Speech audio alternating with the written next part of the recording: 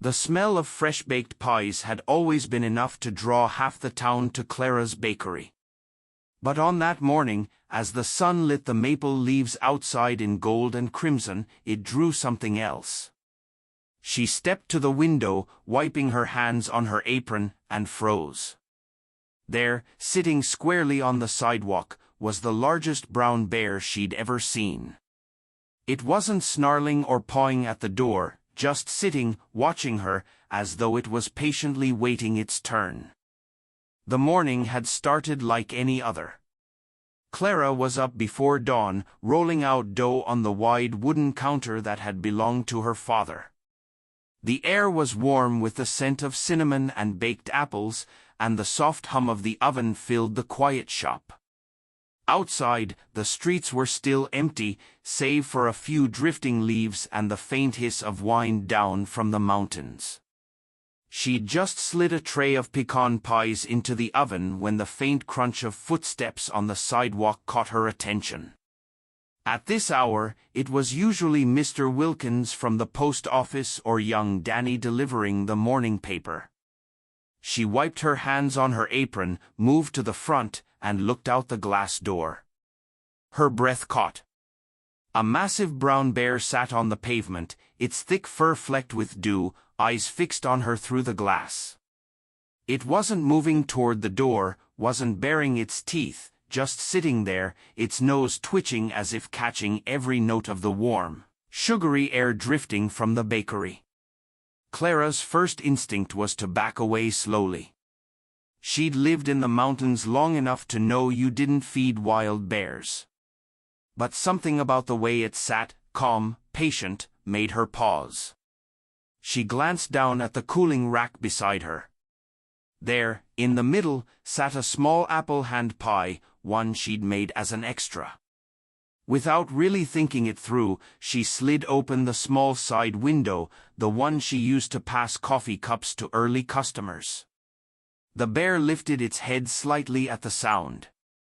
Clara took the pie, still warm, and placed it carefully on the wooden sill before closing the window again.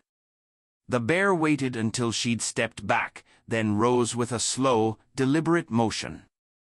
It moved to the sill, sniffed the pie, and, with surprising gentleness, took it in its jaws. A few seconds later, the pastry was gone. Clara expected it to leave then, but instead, the bear sat back down, licking its muzzle once, eyes still on her. She stood in the warm glow of the bakery, her heart hammering, and thought, well, what on earth have I just started? Clara spent the rest of that morning glancing toward the door more than toward her customers. She didn't mention the encounter to anyone, partly because she didn't want to cause alarm, partly because she didn't quite know how to explain it without sounding as though she'd lost her sense. By the time she locked up that evening, the bear was long gone. The sidewalk was empty, save for a scattering of crisp leaves in the gutter, and the street lamps were beginning to flicker on. She told herself it had probably just been passing through, drawn by the smell, and that would be the end of it.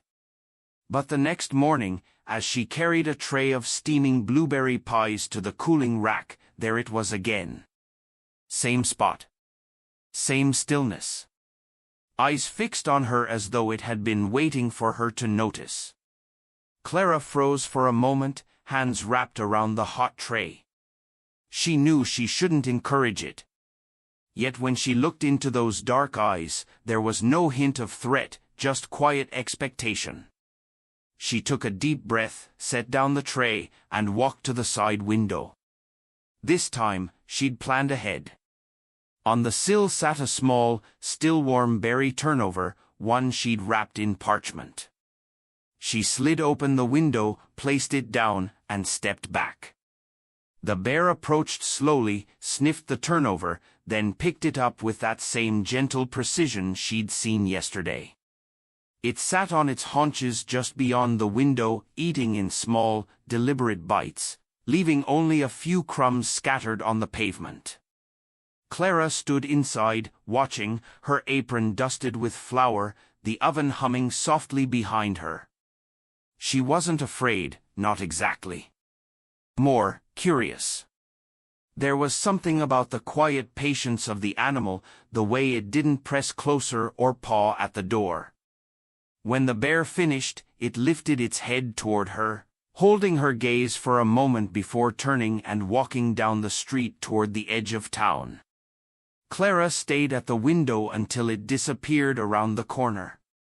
She didn't know why, but her heart felt lighter than it had in weeks. By the third morning, Clara no longer questioned whether the bear would come. She was already at the side window when she heard the now familiar crunch of heavy paws on the sidewalk. The sun had barely cleared the ridge, bathing the bakery in a soft golden light, and the air carried the sharp scent of cinnamon from the pecan pies cooling behind her. The bear appeared from the same direction as before, its breath curling in pale clouds. It stopped in front of the window, sitting just as it always did, like a customer waiting for service. Clara couldn't help but smile. She set a plate on the sill, today's offering, a slice of warm apple pie with a flaky crust dusted in sugar. The bear leaned in, sniffed, and ate slowly, savoring each bite. Clara noticed how deliberate its movements were, as though it understood the need to be careful around the fragile plate. She wondered if it had been fed by people before or if this gentleness was simply part of its nature. As the bear ate, a few townsfolk walked past on the opposite side of the street. Most didn't even glance over, too busy with their errands. But Mrs. Carter, the librarian, caught sight of the scene and froze mid-step. Clara gave her a quick wave, and though Mrs. Carter's eyes widened, she didn't shout or run. She simply nodded slowly and went on her way. Clara suspected she wouldn't tell anyone. In a small town, some things were better left unspoken. When the plate was empty, the bear sat for a moment longer, as though lingering in the warm scent of the bakery. Then, without fuss, it turned and padded back toward the tree-lined road leading out of town. Clara took the plate inside, washing it with a quiet sense of satisfaction. It struck her that the bakery had been her father's dream, then hers. Now, in a way she never expected, it had become part of this bear's world too. By the end of that week, Clara had stopped pretending the extra pie was for anyone else. She woke earlier than usual, her hands moving through the motions of kneading, rolling, and filling with an ease born from decades of repetition, but now with a small, secret anticipation. Every morning, she baked one pie that wasn't listed on the chalkboard menu. It sat cooling on the far end of the counter, out of sight from customers, ready for the quiet visitor who came without fail. The bear never arrived at the same exact time, but Clara could always tell when it was near. Sometimes it was the faint shift in light outside the window, sometimes the soft scrape of claws on the sidewalk. She would glance up, and there it would be, framed against the backdrop of red and gold leaves drifting from the maples. That morning, she chose pumpkin pie, silky filling, a hint of nutmeg, and a golden crust. She slid the plate onto the sill, the warm scent curling into the cool air. The bear approached with the same calm grace as always, lowering its head to eat. Clara stayed close, her hands resting on the window frame. She noticed tiny details now, the lighter streaks of fur along its muzzle, the slow blink of its eyes between bites, the way it always sat just far enough back not to startle her. As it ate, a delivery truck rumbled past, the driver slowing for a moment to take in the sight. Clara braced herself for a horn or a shout, but the man only gave a small, almost respectful nod before moving on. When the bear finished, it licked its muzzle clean, then, for the first time, let out a deep, low chuff of sound. Not a growl, not a warning, but something that seemed conversational. Clara tilted her head, smiling faintly. "You're welcome," she said, her voice soft over the hum of the oven. The bear held her gaze for another heartbeat, then rose and walked back toward the trees. The plate stayed warm in her hands for a long time after she brought it in. The first snow of the season came suddenly, sweeping down from the mountains overnight. By morning, the streets were muffled under a clean white layer, the air sharp with cold. Clara stood at the bakery's front window with her coffee, watching her breath fog the glass. She didn't expect to see the bear today, not in weather like this. Still, she baked the extra pie. Habit now. This time, it was a rustic blackberry, the filling bubbling purple and sweet beneath a lattice crust. She set it on the cooling rack and tried to busy herself with preparing coffee orders for the handful of regulars brave enough to venture out. The morning stretched on. The pie cooled completely. Clara told herself she'd take it home if the bear didn't come by closing. She was wiping down the counter when she caught the faintest movement beyond the window, a dark shape emerging through the curtain of falling snow. Her heart jumped. The bear moved more slowly today, snowflakes clinging to its thick fur, its breath steaming in the cold air. It padded across the empty street and settled into its usual spot outside the side window. Clara didn't make it wait. She carried the pie to the sill, setting the plate down with both hands. The bear leaned forward, sniffed once, and began eating with that same deliberate care. Snow gathered on its back as it ate, the white dusting stark against the deep brown of its coat. For the first time, Clara opened the window a little wider, letting the smell of pastry and berries drift out in a warm cloud. The bear paused mid-bite, its eyes lifting to meet hers. Something in that steady gaze made the cold outside feel very far away. When it finished, the bear stayed for a moment, simply sitting in the snow, as if reluctant to leave. Clara didn't speak, but she found herself smiling as the wind tossed a few stray flakes into the bakery's warm air.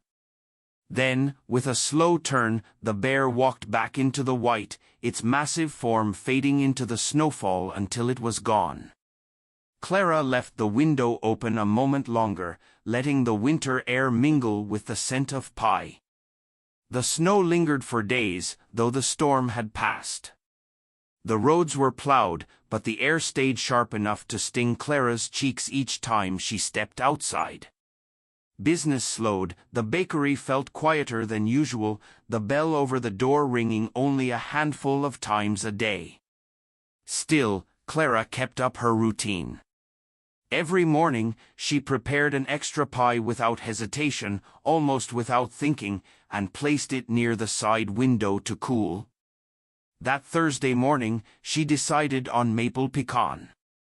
The warm, nutty scent filled the shop, blending with the faint smokiness of wood stoves from nearby homes. By mid-morning, she caught the now familiar shape moving through the snow beyond the town's edge. The bear arrived with less urgency than she'd expected, as though it knew its place here now. Clara slid open the window, setting the plate on the sill. But this time, the bear didn't go straight for the pie. Instead, it stood there for a moment, just looking at her. She noticed how its ears tilted slightly forward, its breath puffing into the cold air between them. Then, slowly, it stepped closer, close enough that she could see the individual grains of snow clinging to its whiskers. Clara froze, her hand resting on the frame. The bear lowered its head until its nose was level with the windowsill but didn't touch the plate. It looked at her one more time before beginning to eat. She felt something shift in that moment, as if the pie was only part of the reason it came. This was more than hunger. It was a kind of recognition, an acknowledgement that the warm space on the other side of the glass belonged to someone who understood its quiet approach. When it finished, the bear lingered again, the snow in its fur beginning to melt in tiny droplets. It gave a slow blink, then turned and walked away, its tracks leading into the trees. Clara watched until it was gone, then brought the empty plate inside. The pie had been the gift, yes, but the pause before eating, the way it had looked at her, that felt like something else entirely. It was a Saturday morning when the quiet rhythm between Clara and the bear was interrupted. The streets were busier than usual, weekend shoppers, children playing in the snowbanks, the sound of laughter carrying through the crisp air. Clara wasn't expecting the bear to come on a day like this. But as she pulled a steaming cherry pie from the oven, she caught sight of movement outside the side window. There it was, the bear, as calm as ever, padding across the snowy street toward the bakery. Its paws left deep, clean impressions in the white, each step slow and certain. Clara hesitated. With more eyes around, she wasn't sure how this would go. She didn't want to draw attention, but she couldn't bring herself to ignore it either. She cut a generous slice, set it on the familiar white plate, and opened the window. The bear approached, lowering its head toward the pie. That's when Clara heard the voice behind her. "Well, I'll be." She turned to see Tom Reddick, the retired mail carrier, standing in the doorway with a paper bag of rolls he'd just bought. His eyes were wide, not with fear, but something closer to disbelief. Is that bear eating pie?" he asked, stepping closer. Clara gave a small, warning look. "Quiet, Tom. He's gentle." Tom stood still, watching as the bear carefully ate the slice, pausing between bites to glance toward Clara. "I've walked this route for 30 years, Tom murmured, almost to himself. "Never seen anything like this." The bear finished, licking a single crumb from the plate before stepping back. For a moment, it looked between Clara and Tom. Then, with no sign of alarm, it turned and walked toward the tree line. Tom finally exhaled. "You've got yourself a customer there, Clara." She smiled faintly, closing the window. "I suppose I do." From that day on, she suspected the story would drift quietly through town, not shouted, but shared in low, knowing voices. And she didn't mind. Some things were too rare to hide completely. By late February, the snow began to soften under the first hints of spring. Icicles dripped steadily from the eaves of the bakery, and the air carried the faint scent of wet earth beneath the melting snow. Clara noticed the bear's visits becoming less frequent, its appearances spaced farther apart. One morning, she found herself standing by the window long after opening, scanning the street out of habit. The white plate she'd set on the sill held a slice of peach pie, its golden filling glistening in the light. Hours passed. Customers came and went. The plate stayed untouched. It wasn't until the next week that she saw him again, not in the morning, but late in the afternoon when the shadows had begun to stretch across the street. The bear appeared from the direction of the river, fur damp, as though it had waded through the melting banks. It walked slower than usual, but its eyes were the same, steady, watchful. Clara didn't wait. She brought the plate to the window, setting down a fresh slice of apple crumble she'd kept warm in the oven. Steam curled up into the cool air. The bear sniffed once before eating, but this time, when it finished, it didn't turn to leave. Instead, it stayed, standing just outside the open window. Clara noticed the tiniest tilt of its head, the way it seemed to listen to the quiet clatter inside the bakery. She found herself talking, not much, just the way she might to a friend stopping by. She told it the town had been busy with spring festival plans, that the snow might be gone sooner this year. The bear blinked slowly, as if the sound of her voice was enough. When it finally stepped away, the sunlight caught the melting droplets in its fur, turning them to tiny sparks. Clara knew the seasons would keep pulling it farther into the wild, but she had a feeling it would always find its way back. By mid-April, the town had shed its winter skin. The maples outside the bakery wore soft green leaves, and the air was alive with birdsong. Clara found herself propping the bakery's front door open in the afternoons to let in the fresh breeze, the scent of pies mingling with lilacs from the flower shop down the street. The bear had not come in nearly 3 weeks. Clara told herself it was natural, that with the forest thawing and streams running full, there was more than enough food in the wild. Still, each morning, she set aside a slice of whatever she'd baked, placing it on the side counter just in case. It was on a particularly warm afternoon that she heard the familiar rhythm of heavy steps. She looked up from the register, and there he was, not just alone, but with a smaller bear at his side. The cub was young, its fur lighter, moving with the hesitant steps of something new to the wider world. Clara's breath caught. She moved quietly to the side window, setting down a plate with 2 slices of fresh strawberry rhubarb pie. The larger bear approached first, eating with the same deliberate care as always. The cub hung back, sniffing the air before inching forward to take a bite from the second slice. It was clumsy, crumbs scattering onto the sill, but Clara couldn't help but smile. She stayed still, letting them eat in peace. Townsfolk passing on the far side of the street slowed, watching the scene but saying nothing, perhaps understanding, without words, that this was something rare. When they finished, the larger bear lifted its head, meeting Clara's eyes with a long, steady gaze. The cub mimicked the gesture, though with a curious tilt of its head. Then, as quietly as they'd come, the two turned back toward the green edge of the forest. Clara stood at the window long after they'd gone, the scent of strawberries and sugar still in the air. It wasn't just her customer anymore, it was a part of a story that was still unfolding. The following weeks settled into a gentle rhythm of warmer days, open windows, and the hum of conversation spilling from the bakery.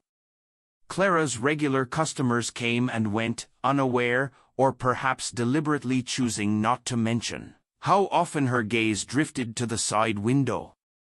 The bear's visits were no longer daily, but when they came, they felt even more special. Sometimes the cub was with him, growing bolder each time, its movements more assured. Other days he came alone, sitting in that same patient way, the sound of his breathing mixing with the faint clink of plates and the scent of sugar in the air. One evening, just before closing, Clara sat by the open window with a cup of tea. The streets were quiet, the last of the day's light sinking behind the hills. She hadn't expected company, but she heard the slow, deliberate footsteps before she saw him. The bear emerged from the shadows, the air around him carrying the faint smell of pine and earth. This time, Clara hadn't baked an extra pie. Instead, she reached behind her for a small plate of leftover biscuits, placing them gently on the sill. The bear stepped forward, ate in silence, and then, instead of leaving, simply remained there. They sat together, separated by the wooden frame of the window, the evening breeze carrying the smell of spring blossoms from down the street. For a long while, neither moved. The bear blinked slowly, and Clara found herself speaking in a quiet voice, as if telling a story to an old friend. She told him about her father, about the bakery's early days, about the way the town had changed over the years. He didn't understand the words, but something in his stillness felt like listening. When the bear finally turned to go, Clara felt no sadness, only a deep, steady warmth. She knew he would return when he chose, in his own time, in his own way. And whether it was weeks or months, she would be here, apron dusted with flour, oven warm, ready to greet him. She closed the window gently, the fading light pooling across the counter.